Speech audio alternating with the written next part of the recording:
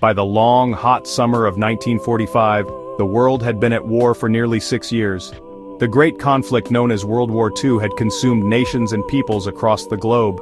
In Europe, the fighting was over, but in the vast Pacific Ocean, the war raged on. Each island battle cost thousands of lives. The prospect of invading Japan's main islands loomed, the feared bloodiest fight of all. A secret project was reaching its conclusion in the hidden deserts of New Mexico. Scientists, under immense pressure, had developed a weapon of unimaginable power. They had unlocked the atom's energy, a bomb with the force of thousands of tons of explosives. The Manhattan Project was a monumental achievement and a burden of terrifying moral weight. President Harry S. Truman and his advisors faced a dire choice. They believed the bomb could force a quick Japanese surrender, avoiding a full-scale invasion that might cost hundreds of thousands of lives. So the course was set. 2 bombs were prepared, each aimed at a city. The world stood unknowingly on the edge of the atomic age. This decision marked a profound turning point. Humanity now held the means of possible extinction. Leaders thought they chose the lesser evil to end global bloodshed, but the consequences would ripple through time, changing warfare, politics, and our understanding of survival. On the morning of August 6, 1945, the sky over the city of Hiroshima was clear and blue. The people of the city were starting their day as usual. Children were heading to school. Adults were on their way to work. At exactly 8:15 a.m., a single American B-29 bomber, the Enola Gay, flew high above the city. It released a single object that fell silently toward the bustling streets below. Little Boy. The bomb was a quiet speck in a vast sky, holding no hint of the cataclysm it would unleash. The bomb detonated about 2,000 feet above the city's center. A single blinding flash of light, brighter than 1,000 suns. A wave of immense heat and energy erupted outwards. Temperatures at the epicenter rose to millions of degrees, vaporizing everything in its immediate vicinity. A massive fireball expanded rapidly, then a shockwave flattened buildings as if they were paper. The blast shattered wood, it smashed concrete, it twisted and tore steel for miles in every direction. In an instant, vibrant Hiroshima became a flat, smoldering ruin. A vast wasteland under a towering mushroom-shaped cloud climbed miles into the atmosphere. 3 days later, on August 9th, the scene repeated. The primary target was Kokura, but clouds and smoke forced a diversion to Nagasaki. Nagasaki woke to an ordinary morning in its rolling hills. At 11:02 a.m., Fat Man was dropped over the Urakami Valley. The valley's geography confined and concentrated the blast. The explosion obliterated the Urakami Valley, destroying factories, it leveled homes, it struck a cathedral. The blast wave roared through the narrow valley and ignited fires that burned for hours. For the second time in 3 days, a Japanese city was wiped from the map. Its people faced unprecedented destruction, compounding the horror and sealing the fate of the war. In the moments following the flash, the survivors in Hiroshima and Nagasaki found themselves in a living nightmare. The world they had known just seconds before was gone, replaced by a dark, chaotic, and hellish landscape.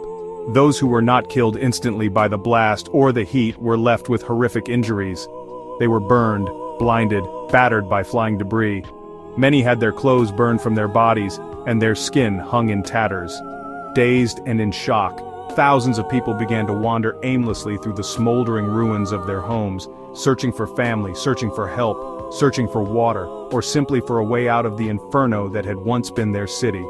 The silence that followed the deafening roar of the blast was soon broken by the cries of the wounded and dying. The cities themselves were utterly annihilated.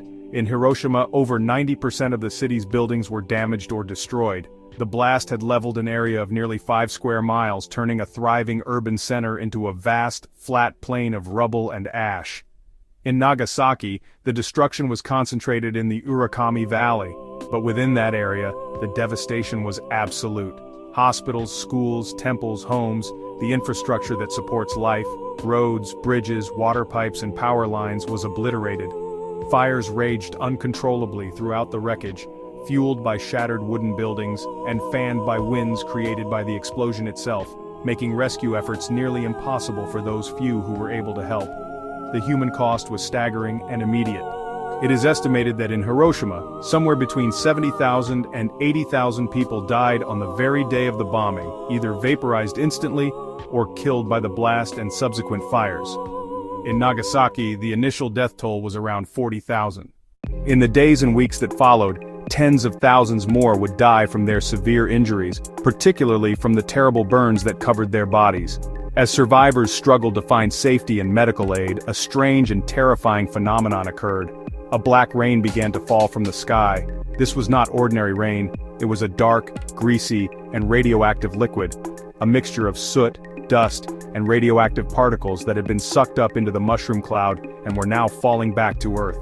Thirsty and desperate, many survivors drank this contaminated water, unknowingly poisoning themselves. This radioactive fallout coated the land, the rivers, and the people, introducing a new, invisible threat.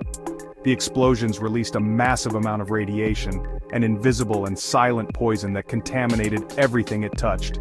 The soil absorbed radioactive particles, making it unsafe to grow food. Rivers and streams that flowed through the cities became contaminated, carrying the poison downstream and affecting areas that were not even touched by the initial blast. This environmental contamination was a new kind of warfare, one that left a persistent and unseen wound on the Earth itself. For the people who survived the initial explosion, this radiation exposure led to a new and horrifying illness. In the weeks and months following the bombings, many survivors who had seemed to be recovering began to fall ill with mysterious symptoms: nausea, vomiting, hair loss, purple spots on their skin from internal bleeding. This was acute radiation sickness, a condition doctors had never seen on such a scale. With no understanding of the cause and no cure available, thousands more perished from this slow and painful sickness. The survivors, known as the hibakusha, lived in constant fear. The long-term health consequences for the hibakusha were profound and lasted for decades. Those who survived acute radiation sickness faced a significantly higher risk of developing various forms of cancer, particularly leukemia and thyroid cancer, for the rest of their lives. The children who were in their mothers' wombs at the time of the bombings were born with a high rate of birth defects, intellectual disabilities, and stunted growth. Beyond the physical illnesses, the psychological trauma inflicted upon the survivors was immense and unending. Many hibakusha suffered PTSD and faced social discrimination. Fear and misinformation made it difficult for them to find jobs or get married. The bomb had not just destroyed their homes and their health. For many, it had also stolen their place in the world, leaving them with deep emotional scars that would never fully heal. In the aftermath of the bombings and Japan's subsequent surrender on August 15, 1945, the nation was left fundamentally changed. The destruction of Hiroshima and Nagasaki and the wider conventional bombing across Japan shattered the militant nationalism that had driven Japan into war. Under Allied occupation, Japan embarked on radical transformation. The nation adopted a new constitution renouncing war as a sovereign right, Article 9. The Peace Constitution shaped a pacifist national identity oriented toward international cooperation and away from military expansion. From flattened, radioactive wastelands, citizens began the arduous task of rebuilding. With determination, they cleared the rubble, rebuilt homes, and replanted trees. Hiroshima was reborn as a peace memorial city. The skeletal A-bomb dome was preserved, a stark reminder of the destruction. Leaders chose not just to rebuild, but to preserve memory as a monument to nuclear horrors and a symbol for abolition. Memorials, museums, and peace parks serve as solemn educational centers visited by millions. The hibakusha, the survivors, have their stories preserved and shared globally to educate future generations. These lessons are urgently relevant today. With thousands of nuclear weapons still in existence, nuclear annihilation remains a real threat. The bombings warn us what happens when diplomacy fails. Remembering compels action. Work for nuclear disarmament and resolve conflicts through dialogue. The legacy is heavy, but its message is clear. Choose peace or face a world turned to ash, a fate no city should ever endure again.